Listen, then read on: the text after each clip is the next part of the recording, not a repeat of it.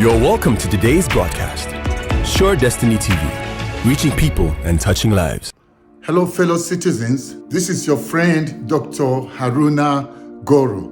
I'm sure you had a great Christmas and New Year celebration. Well, you're welcome to 2023. I'm sure this is going to be a special year in the history of our nation as we trust God, the Creator, to see the rebirth of a new Nigeria, the Nigeria of our dream, a nation that you and I and our children's children, even yet unborn, will be proud to call their own motherland. A lot has happened in our dear nation, Nigeria, but the fact that we are still together, I'm telling you, there's just something about this nation. Nobody can tear us apart. Nobody can separate us. Even though we may come from different geopolitical zones, but we are in one nation called Nigeria. We have lost so many lives as a result of insecurity, Boko Haram, Fulani headsmen, hired assassins, and kidnappers. Nigeria has gone through so much, enough to have even threatened the very existence of the nation. But I can't explain why we're still together. I'm sure it's because God Almighty has a great plan for our dear nation.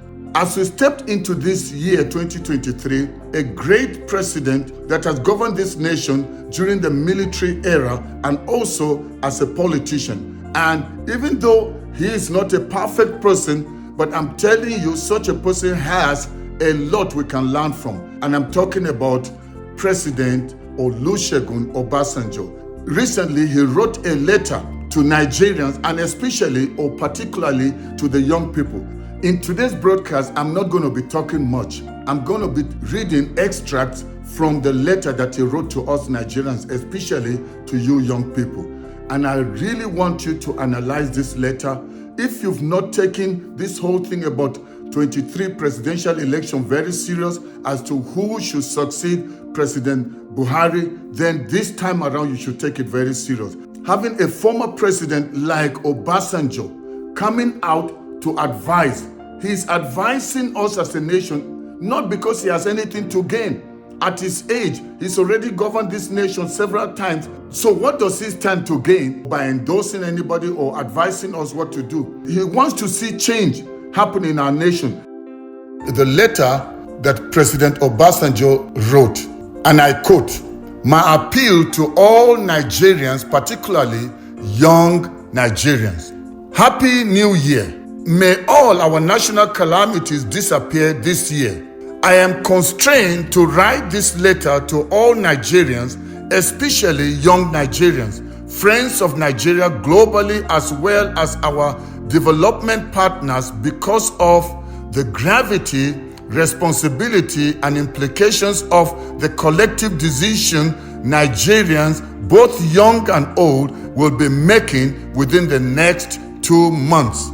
The last 7.5 years have no doubt been eventful and stressful years for many Nigerians. We have moved from frying pan to fire and from mountaintop to the valley. Our leaders have done their best, but their best had turned out to be not the best for Nigeria and Nigerians at home and abroad. For most Nigerians, it was hell on earth.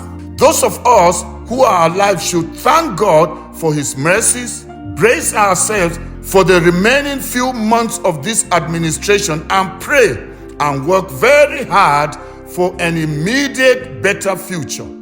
Future of liberation, restoration, and great hope and expectation. We have had campaigners going up and down the country, feeding us with what they mean and what they do not mean, what they understand and what they do not fully understand, what is possible and what is not possible, what is realistic and what is unrealistic, what is true and what is untrue. I believe that we need not be confused nor be gullible.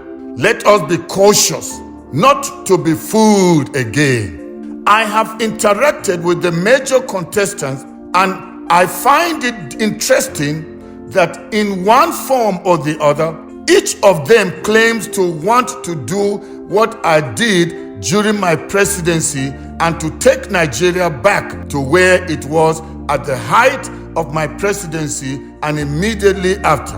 I was pained that most of them do not realize that the Nigeria of today had been dragged down well below Nigeria of the beginning of my presidency in June 1999. Although at that time, Nigeria was in very bad shape and was tottering on the verge of collapse and breakup. Even then, Nigeria was not faced with the level of pervasive and mind-numbing insecurity, rudderless leadership, buoyed by mismanagement of diversity and pervasive corruption, bad economic policies resulting in extremes of poverty and massive unemployment and galloping inflation. For these reasons, I kept pointing out to them that the instruments used in 1999 to 2007 and methodology used will grossly be inadequate for the perilous situation we now find ourselves. Without prejudice, but with greatest respect to each individual, with utmost regard for the best for Nigeria and all Nigerians, and from my personal experience, all the major contestants claim to be my mentees. I will not deny such positions, since I have worked with all of them directly and indirectly in government. I have come to realize a number of factors in character, attributes, and attitude that are necessary in the job of directing the affairs of Nigeria successfully at a time like this. These characteristics or attributes are many, but let us be mindful of some key ones together. From interaction and experience, and as mentees, as most of them claim, I will without prejudice, fear, or ill will make bold to say that there are 4 major factors to watch out for in a leader you will consider to hoist on yourself and on the rest of Nigerians in the coming election, and they are what I call TVCP: track record of ability and performance, vision that is authentic, honest and realistic, character and attributes of a lady and a gentleman who are children of God and obedient to God, and physical and mental capacity with soundness of mind, as it is a very taxing and tasking assignment at the best of times, and more so it is at the most difficult time that we are. Let me say straight away that Emilokon, my turn, and I have paid my dues, are one and the same thing, and our wrong attitude and mentality for the leadership of Nigeria now. They cannot form the new pedestal to reinvent and to invent in a new Nigeria based on an all-Nigeria government for the liberation and restoration of Nigeria. Such a government must have representation from all sectors of our national life: public, private, civil society, professional, labor, employers, and the diaspora. The solution should be in we and us, and not in me and I. Mind you, I reiterate that no human being is an angel, let alone a Messiah. But there are elements of these attributes, and on comparative basis and by measure of what we know of and what some of us have experienced from the front runners, we must assess judiciously and choose wisely. If anybody claims he or she has anything to the contrary, it will be up to him or her to prove to us. I pray not to be proved right again in the bad sense, but rather to be proved right in the positive and glorious sense of Nigeria becoming what God had created it to be: a land of plenty and prosperity, united for common purpose of inclusive society, common security, shared prosperity, equity, egalitarianism, justice, and equal stake in the Project Nigeria with leadership role of Nigeria for the black race and fair share of global division of labor. One ridiculous point that has been touted to justify unjustifiable appointments and selections is competence. In truth and in reality, genuine competence can be found in any region or section of Nigeria through track record and performance if only people will honestly and sincerely look hard for people with such attainment and attributes. Most of us in good conscience can testify to competence when we see anywhere. What is masqueraded as competence is self-interest and nepotism. We have a unique opportunity to correct ourselves by ourselves for the good of ourselves. Those who are preaching division, segregation, separation, and want to use diversity for their own self and selfish interests are enemies of the nation, no matter what else they may disguisedly profess or proclaim. The challenge is for Nigerian youth. If we fall prey again, we will have ourselves to blame, and no one can say how many more knocks Nigeria can take before it tips over. To be forewarned is to be forearmed. Future is not emotion. I challenge the youth to arise. Let nobody pull wool over your eyes to divide you and segregate to make you underlines. Nigerian youth, wherever they come from, north or south, east or west, need education, which is now denied to over 20 million children. Nigerian youth also need skills, empowerment, employment, reasonably good living conditions, welfare and well-being. My dear young men and women, you must come together and bring about a truly meaningful change in your lives.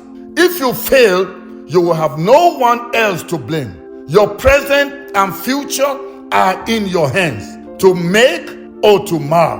The future of Nigeria is in the same manner in your hands, and literally so.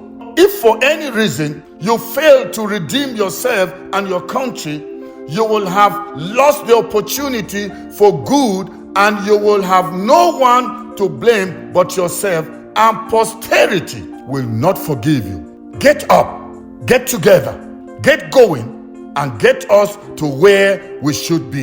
And you, the youth, it is your time and your turn. Eyin Lokon, your turn. The power to change is in your hands. Your future, my future, the future of our grandchildren and great-grandchildren is in your hands. Politics and elections are numbers game. You have the numbers. Get up, stand up, and make your numbers count. Let me say it again, loud and clear. Nigeria has no business with insecurity, poverty, insurgency, banditry, unemployment, hunger, debt, division, and disunity. We are in this situation because advertently or inadvertently, our leaders have made the choices. They have done the best they could do. Let them take their rest deservedly or not, and let them enjoy their retirement as septuagenarians or older. My dear young men and women, let me assure you that there are only two tribes of people in Nigeria, a tribe of good people and a tribe of bad people. You are either a good Nigerian of Igbo extraction, Kanuri extraction, etc., or a bad Nigerian of Yoruba extraction, Ijo extraction, etc. I will at this junction want to commend the politicians, as they have generally been reasonably civil in their campaigns without making politics as a call to war against opponents. Genuine and fair competition conveys greater legitimacy in any political rivalry or competition. A situation where people in authority and power assume such positions through foul and despicable means and continue to espouse and act in ways that only engender conflict or war by subverting legitimacy of power and authority does not augur well for the polity, and as such, the moral foundation of the government and the society will be terribly weakened. May God help, save, protect, and sustain Nigeria for all Nigerians, for Africa, and for the human race.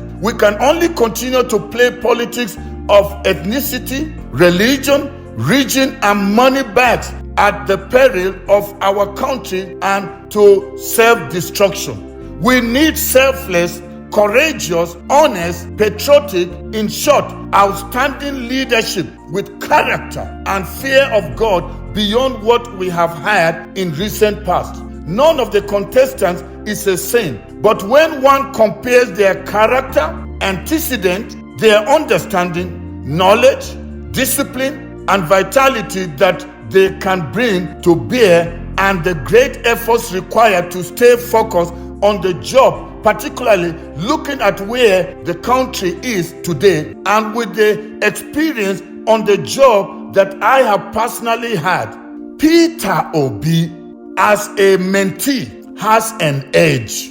Others, like all of us, have what they can contribute to the new dispensation to liberation, restoration, and salvaging of Nigeria collectively.